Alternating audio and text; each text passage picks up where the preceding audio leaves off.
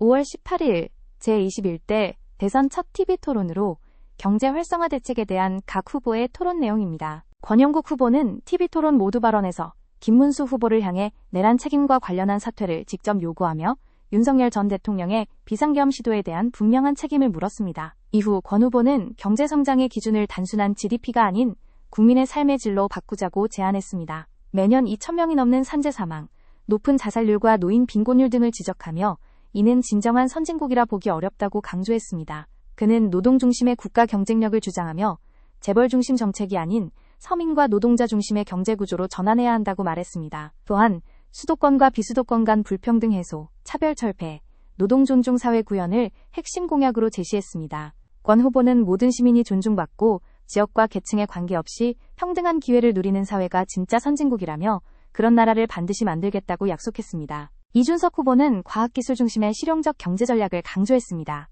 창업과 기술 기업들이 해외로 빠져나가는 현실을 지적하며 규제 장벽을 과감히 허물고 글로벌 기준에 맞춘 산업 환경을 조성해야 한다고 말했습니다. 에너지 정책은 탈석탄, 탈원전 중심의 접근에서 벗어나 안정적인 공급이 가능한 현실적 대안이 필요하다고 지적했습니다. 풍력 발전의 간헐성과 외국 의존도 문제도 함께 언급했습니다. 민생 공약으로는 지역 경제 여건을 반영한 최저임금 자율조정 제도를 제안했고, 인공지능 분야에선 무작정 돈만 투입하기보다는 우선순위를 고려한 집중투자 전략이 필요하다고 밝혔습니다. 또한 외교안보 전략에선 국익 중심의 실용 외교 노선을 강조하며 한미동맹을 강화하고 일본과의 관계도 전략적으로 관리해야 한다고 밝혔습니다. 김문수 후보는 일자리 대통령을 자처하며 청년 자영업자의 고용 회복을 핵심 과제로 내세웠습니다.